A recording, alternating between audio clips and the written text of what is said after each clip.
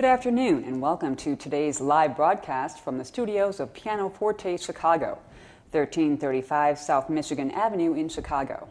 I'm Leslie Karras, your host here on 90.9 FM WDCB, as well as CAN TV 27. During a typical year, we celebrate the arrival of the annual Chicago Blues Festival with the Piano Blues Showcase in early June. This, of course, is not a typical year, so we're presenting our annual Blues Piano Showcase today on one of the last days of August. And we have an immensely talented pianist for you to enjoy, Johnny Iguana. A Philadelphia native, he plays a variety of styles, but it was his blues that brought him to Chicago years ago when he was a member of Junior Wells' touring band. And now Delmark Records has released Johnny's first blues CD as a leader, with guest stars such as Billy Boy Arnold, Little Ed, and John Primer. But for this hour, he's totally solo. We'll get to the music in just a moment, but first, I'd like to welcome those of you not only listening on WDCB radio, but also watching on cable TV in Chicago, on CAN TV's Channel 27. I'd also like to thank our friends here at PianoForte Chicago, serving Chicagoland and helping people love the piano for more than 15 years. Information at pianofortechicago.com. If it sounds extra quiet during the broadcast today, it's because there is no studio audience for this event. It's just you and Johnny Iguana and me, of course. So welcome again to our live broadcast. Johnny Iguana, welcome to the airwaves of WDCB.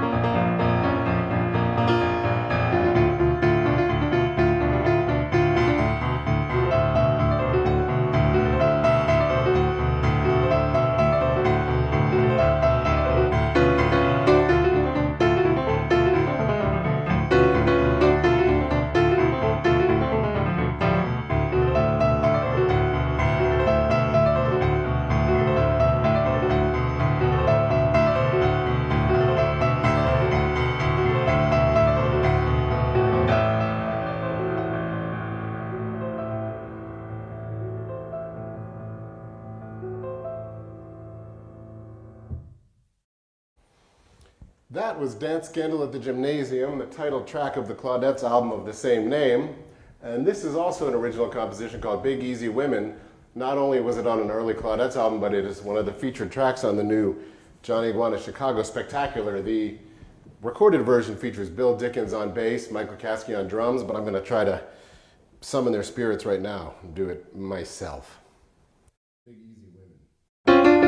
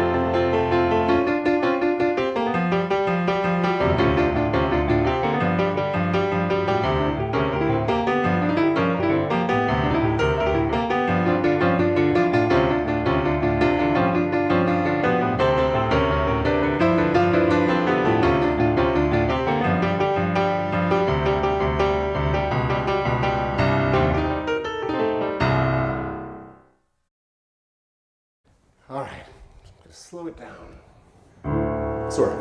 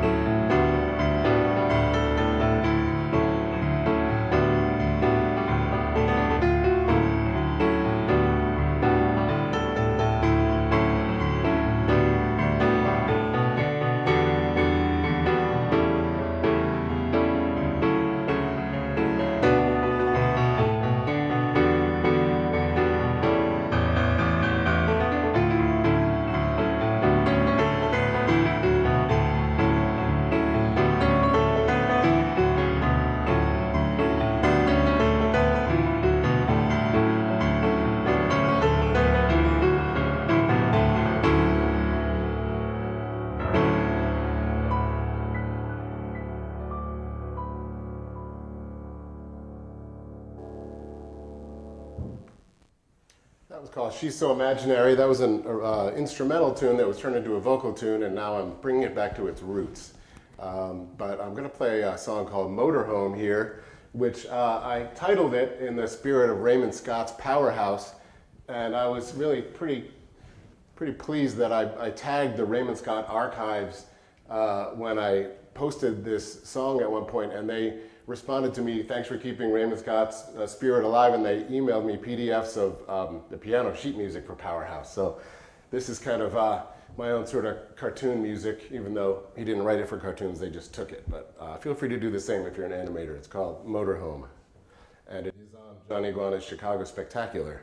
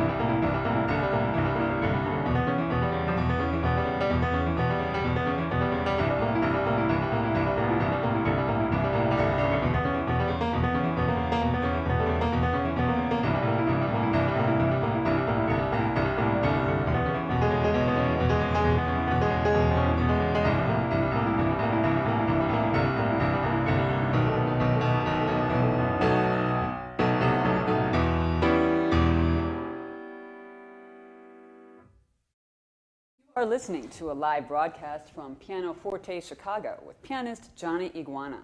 I'm Leslie Karras, and this is 90.9 FM WDCB. Well, Johnny, I wanted to thank you for that rousing ending. I mean, I was noticing you were really dwelling in the lower registers of that beautiful piano. And that's one you mentioned that is on your new album, Johnny Iguana's Chicago Spectacular. So can you tell us a little bit more about the album and some of the people you have on it? It's funny you should mention the lower ranges of the piano, because I find, maybe to a fault, that I write a lot down on that part of the piano because I have a 1913 Chickering grand in my house. Oh, do you really? And that's the part of the piano that sounds like it defeats all competition. It sounds so great down there. So I tend to avoid, I tend to write down here, and it's probably not the right way to go, but it's, I'm sure a lot of people write on the instrument that they have. Well, I was just going to observe too, when I see blues pianists, especially with a big group, sometimes it's a little hard to be heard in the lower registers, so often they'll dwell in the upper register. No, that's true. Yeah. So it's really nice to hear you actually exploring that part of the piano. Yeah, and you're right. It's a different proposition solo versus in a trio or 8-piece or bigger, like that of what gets heard. You're right. You only hear it by smashing around up there. Yeah. But while you asked me about the album, Larry Scholar, who's a friend and a great producer, suggested the album, and we got to talking and decided to really make it a tribute to the Chicago greats of blues piano, going back to Brunzi's day and up through Spann and Big Bill Brunzi. Mm-hmm. Yeah. And Otis Spann. Josh Altimer was his piano player, who I think died at 29, and very kind of shadowy figure, not much known about him. But Billy Boy Arnold would be the one to tell you that he was known as the best in the land when he was there. Really? Brunzi picked him up, so I really had to work hard to sort of figure out that style. It was so different than like a pre-war style versus a 60s style. It just evolved so fast, but they're both so great, and there's a real Chicago sound to both of them in their way. So Otis Spann, of course, was with Muddy Waters and just a phenomenal blues pianist. I think he defines the sound for so many people. Yeah, he was the gateway for me, as I think a lot of piano players. Just like it's hard to compete with the power and poetry of him. It's like a magic act. I don't know how he did it. You can't find a recording where he doesn't just sound sublime. It's almost true. Aggravating.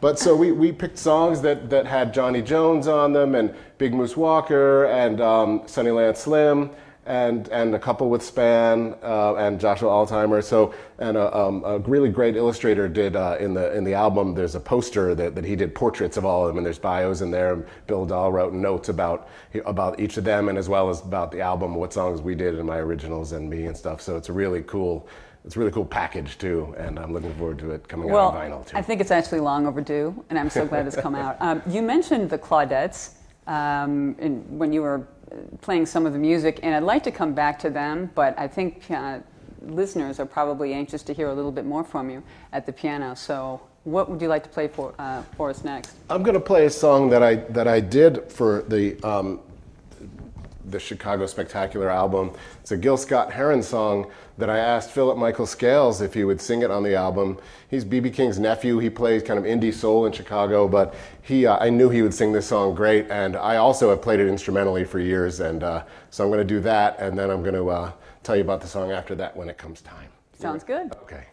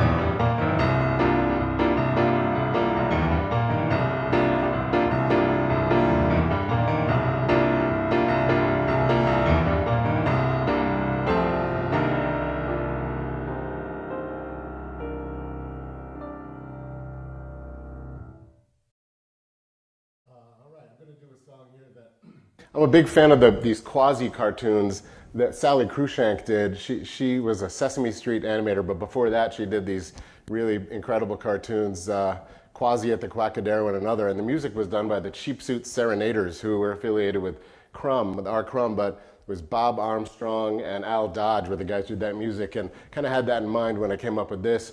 And also another Raymond Scott kind of title. I called it Moroccan Blues Bar Rainy Night.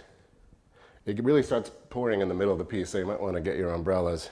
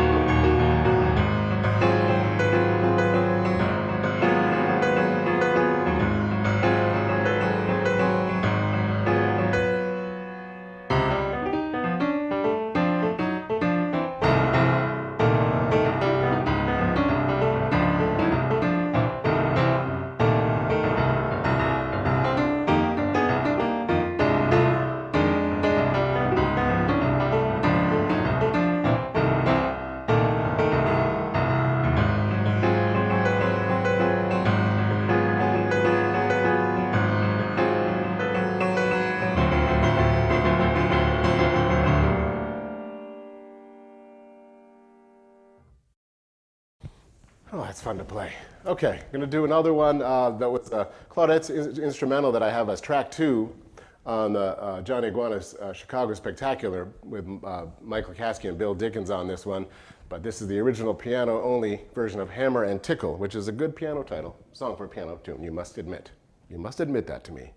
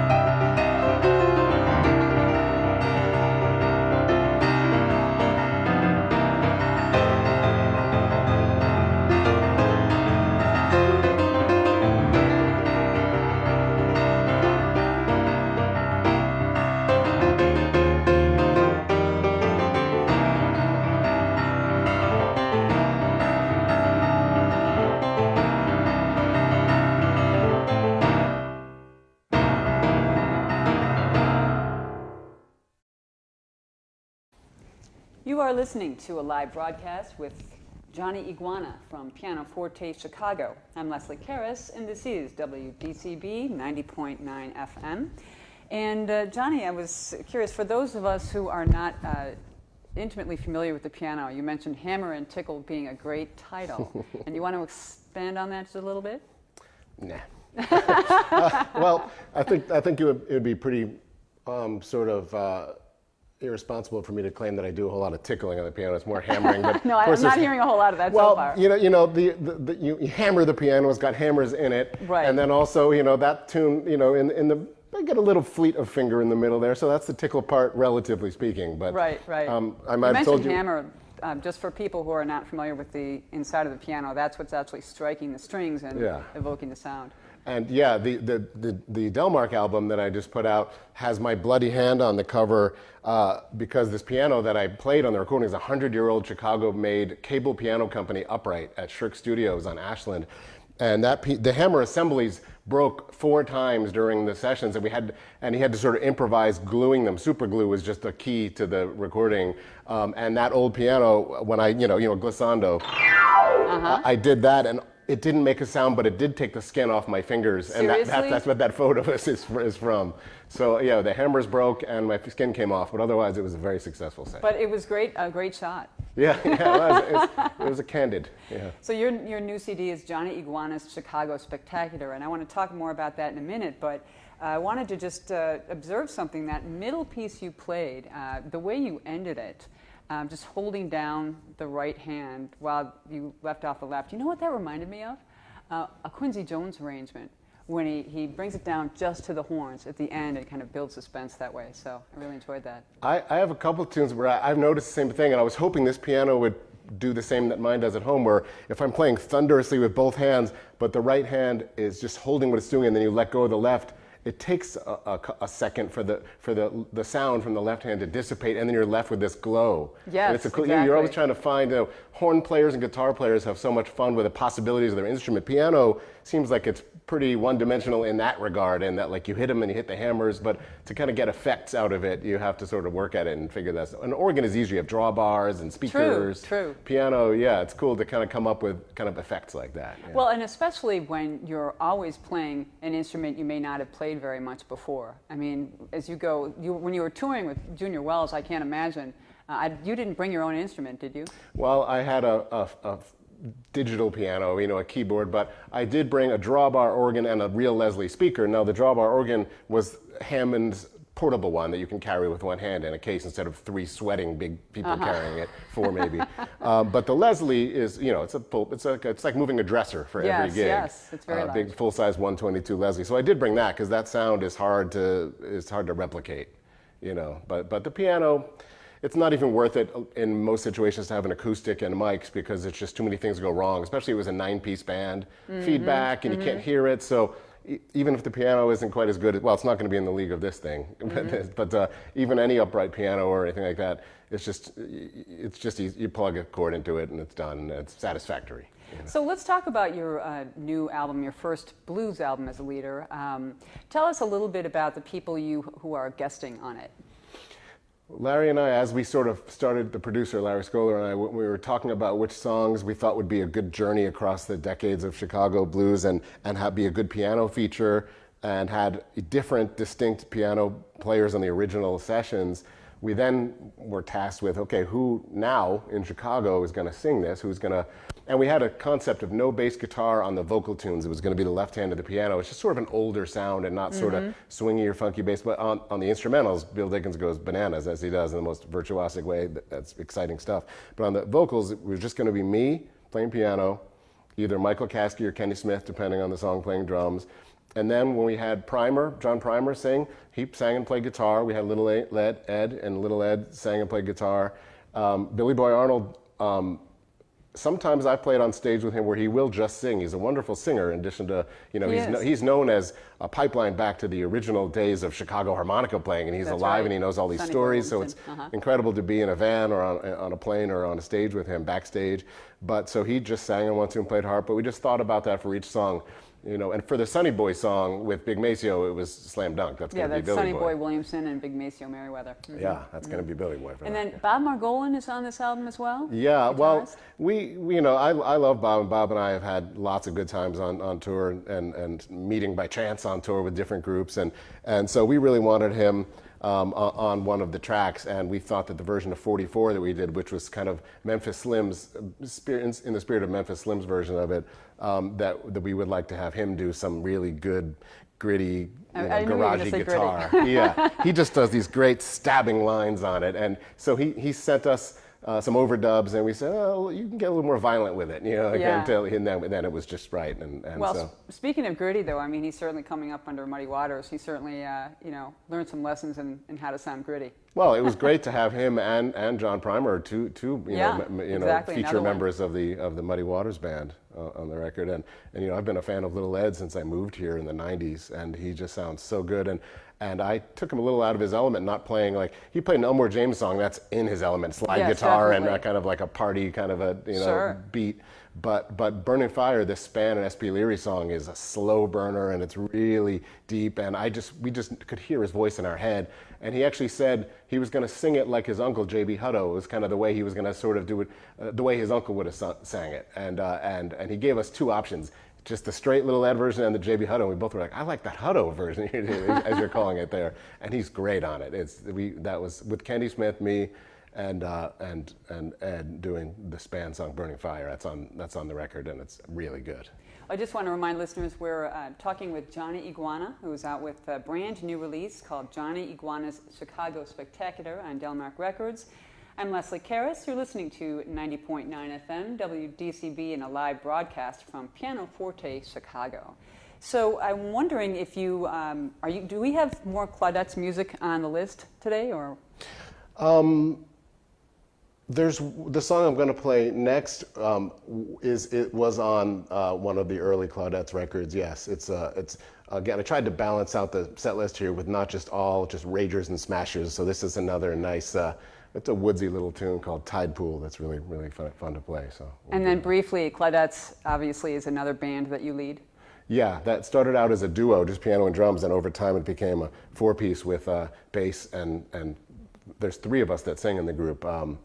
But Barrett Ulseth is the singer of that group. She's a fantastic Chicago singer, and we should be out all over the road right now, having had an album come out in April, and then I should be out on the road with the Spectacular. So we're just hoping we can just change that last digit in 2020 to 2021. Yes, and then you won't be home for many months on end. Yeah, I hope to just leave this place for a long period of time. Too much time at home. No, that's not true. It's been nice at home too. It's all good. All right. Okay, so this is Tide Pool.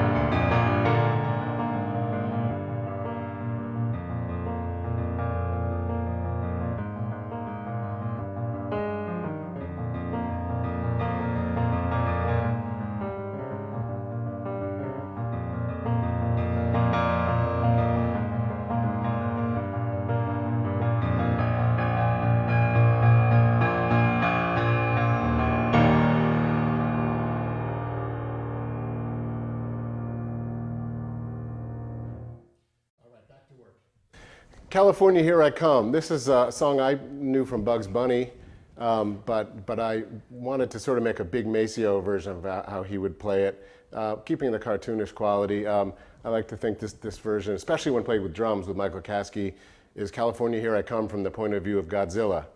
But I'm going to have to just go it alone again here. California, Here I Come.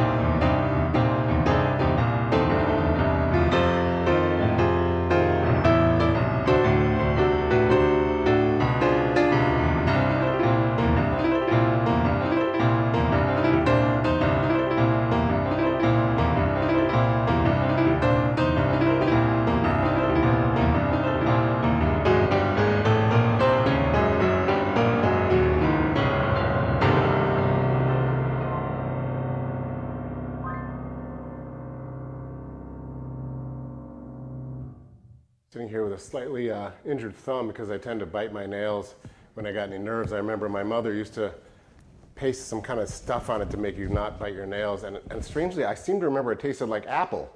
So I would say, apple. It seems, why not flavor it after something less desirable? This is for dancers only. This is a composition that's not on any recording.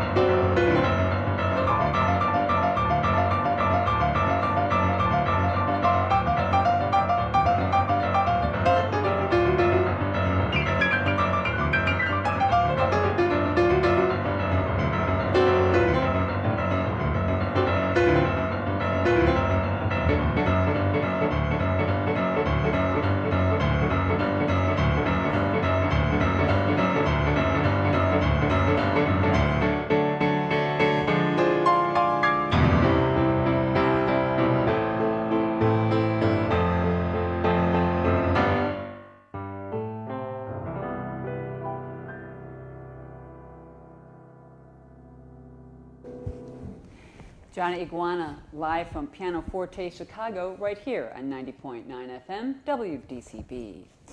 Well, that third piece alone, we could talk for 20 minutes about all the influences in there. One of the things I noticed was just how you alternated between repeating the left hand and repeating the right hand, and how that changed the flavor of the piece. I was hearing some 50s rock and roll, I was hearing some boogie woogie in there, and then the tune before that I definitely heard some Otis Spann influence. Can you talk more about the music that inspires you, about the pianists who inspire you, and why? What is it that they're doing that appeals to you? Well, I've started calling myself a composer rather than a piano player, because it's just, all you have to do is tune in to see Corey Henry on Sundays broadcasting live, and you're like, I give up. You can't compete sometimes. Just that I'm sure many incredible virtuosos on this thing. I consider myself a little bit of a ham-fisted heavy hitter.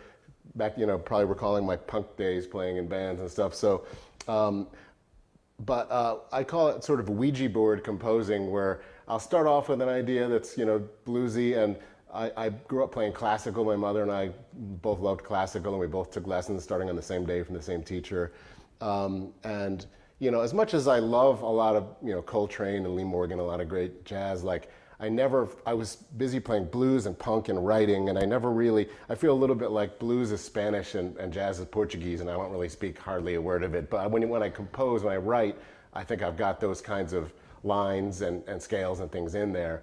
But for me, I love a lot of the artists that are on the border between, I love Otis Spann in particular for blues, and I spent so many hours trying to figure out how to play as steadily as him, most of all. But Bobby Timmons, you and I have talked about this, Leslie, which, Bobby Timmons, Mose Allison, these are people that are, I guess you file them under jazz if you've got to file them.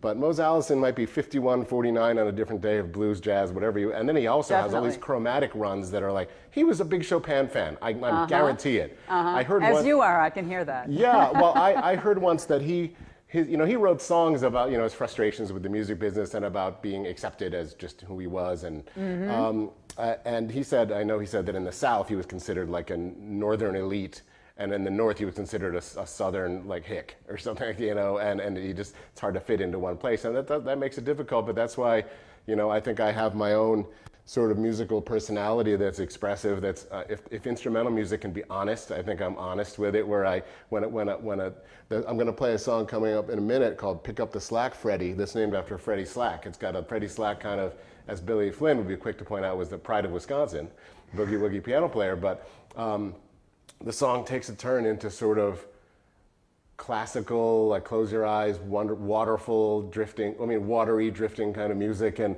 that's just where, as you're writing something, sometimes my hands just sort of lead me there, and if I find it pleasing, that's the composition, and I'm not particularly worried about, it's caused problems in the past with genre lines and radio stations and formats and stuff, but I don't think it's very good to do something that isn't what it really occurs to you to do, and when it pleases you, then if you do it, you play it with pleasure. I think it's infectious, Well, the band that we talked about earlier briefly, the Claudettes, that was really an opportunity for you to express that and to explore the genre kind of bending that you like to do.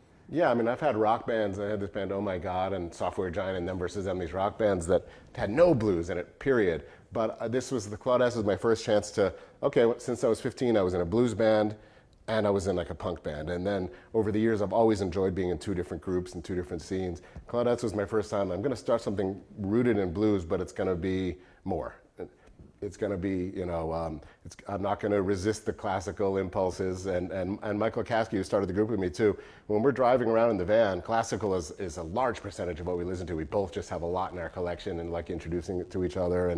And he has a lot of what you would now lazily call world music in his collection, and jazz too. And that's something I really do miss in these COVID times, is the band rotating DJs, because we all introduce each other to a lot, all the time. And as a composer too, that's really important, not to be just listening to one kind of music. Definitely. Because it gets stale after a while. Yeah, I think even people that just consider themselves real blues heads like that, they might maybe branch to like jazz and funk or something like that. But everybody should, there's no one kind of music that isn't good. If you think, I don't like country, I don't like reggae, the good stuff is really good. You got to trust me on this, and you have to seek it out, or have someone might advise you, and then you listen, and some people have made me mixes of certain artists, and I just can't find myself getting into it because maybe someone else should try a different playlist. I mean, if someone has 15 albums, what are they sharing? I mean, you would probably relish the chance to make a mix to convince somebody about a particular artist, but your playlist might be different than someone else's, and wholly different, but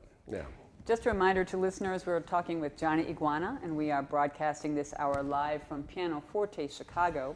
You're listening to 90.9 FM WDCB. And you mentioned what you're playing next. Pick Up the Slack, Freddie. All right. Which is, again, a Ouija board composition.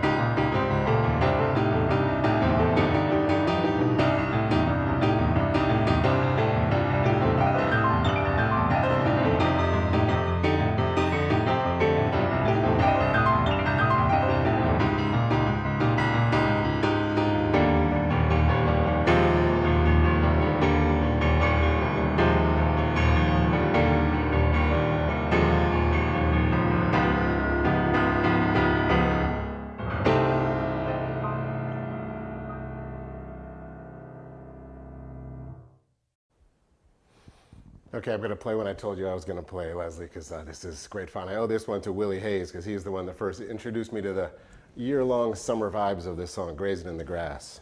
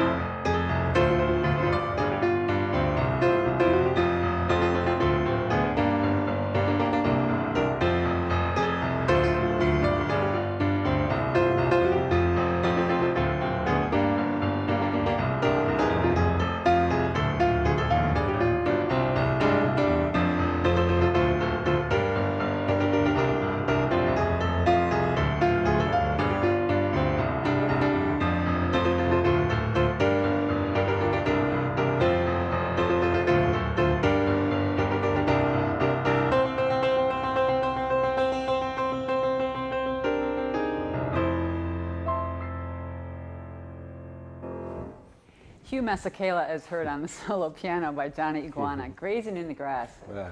That's a great version of the tune. Oh, it's so fun to play. Try and stop me. Do I have time to squeeze in a short one or no? You do. And I just want to remind listeners that you have a new album out. It's called Johnny Iguana's Chicago Spectacular. It's out on Delmark Records and available now, I believe. Yes, and its title is not hyperbolic. You should hear this thing. I gotta say, we just couldn't figure out what to call it. It's such almost like a roller coaster carnival ride, you know. And LBO, the label, wondered if spectacular was a little bit of a lightweight for it. Like a spectacular is like a variety show or something like that. But I think it's the right title for this record. Absolutely. What have you got for us for the last tune? Oh, I was gonna play Boogie On Reggae Woman, my favorite Stevie Wonder song, which is All right. just also really great fun to play. Thank you to WDCB and Fazioli Pianos at PianoForte. It's really fun to play. I'm sweating it up real good. Got a Kleenex or something? Okay, cool.